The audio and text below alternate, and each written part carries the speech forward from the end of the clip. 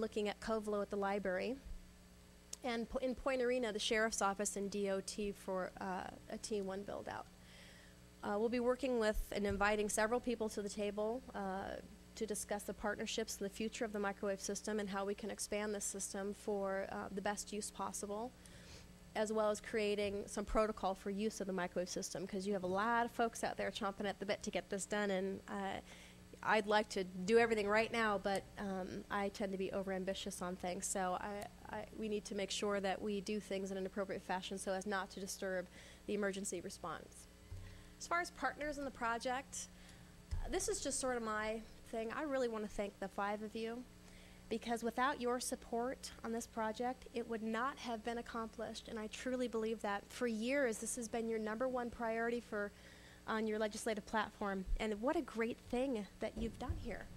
Congressman Thompson for, supporting the project and by funding, City of Point Arena, Gang of 5, Alcatel-Lucent.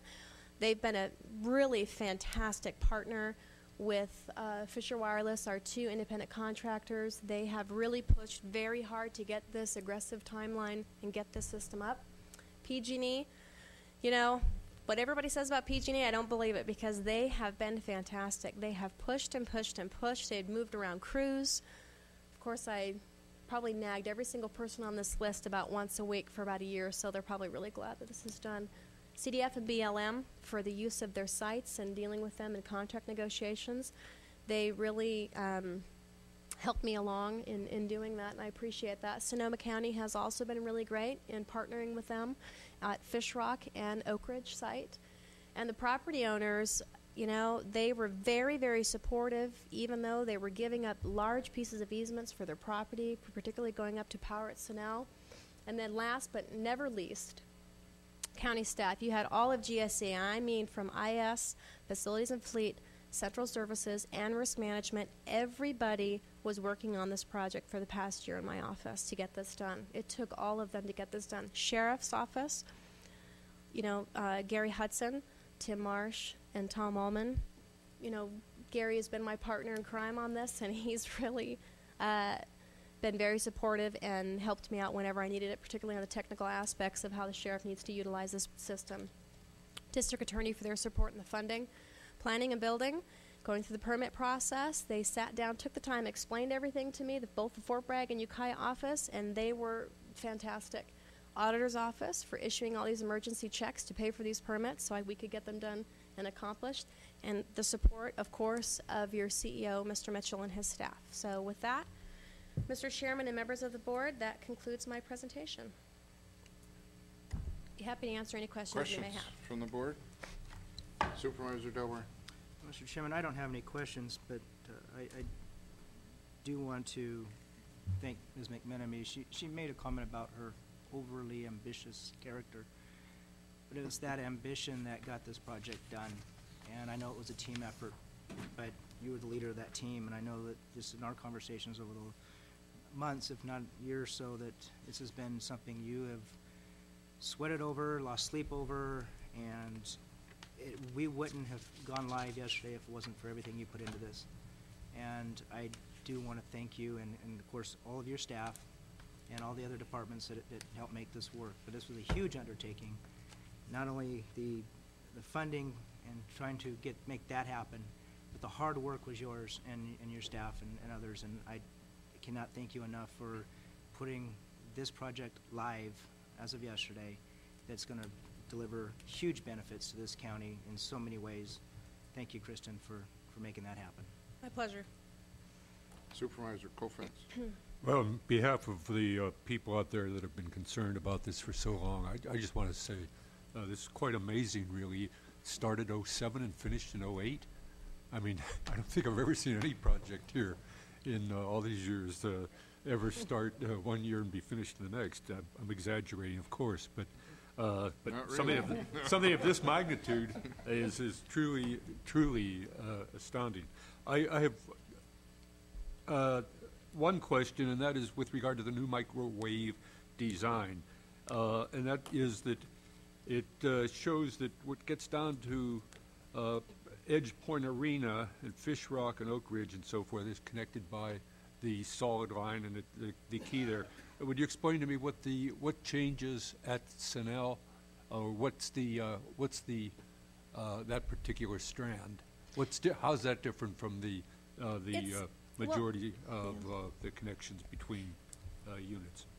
It's a little bit different in that you don't have a complete ring there, where you've got a complete ring up at the top. And so one of the things as far as future expansion of the microwave that I was looking at is, you'll all remember the Point Arena Air Force Base and the Gator site. I'm actually still fighting for that site. Just wrote a letter to the Air Force the other day and sent an email. I'm not giving up. I want the site.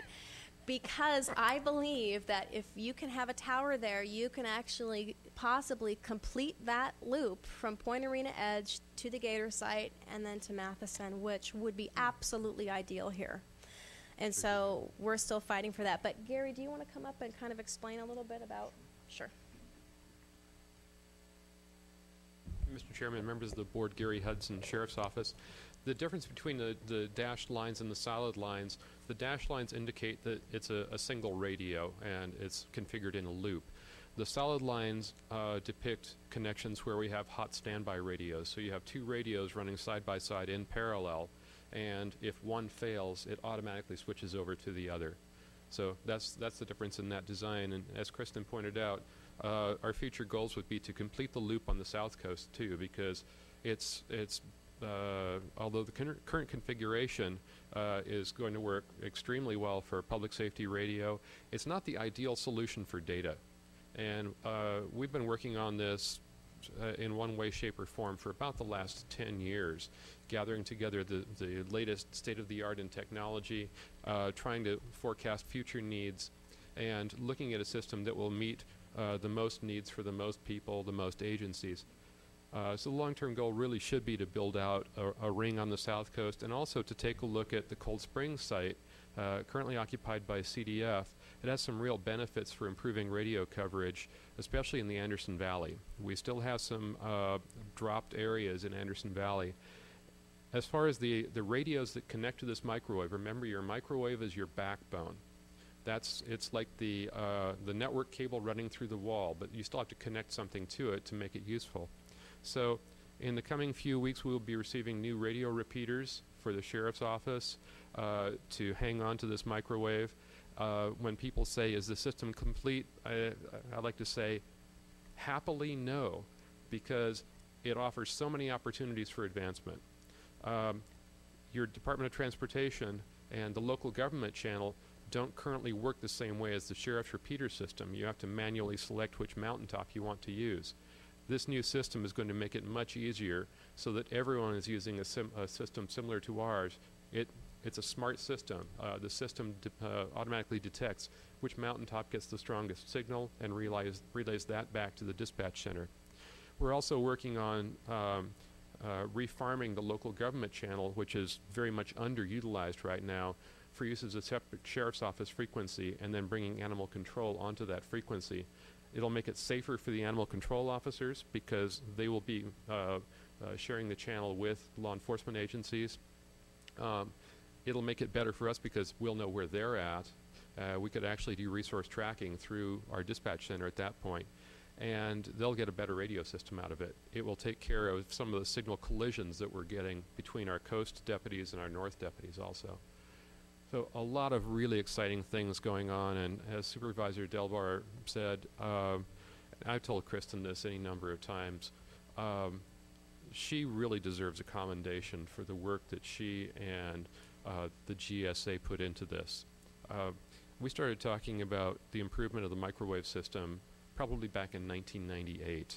I think that's when the Ad Hoc Communications Committee was first formed, and I've been a member ever since it started.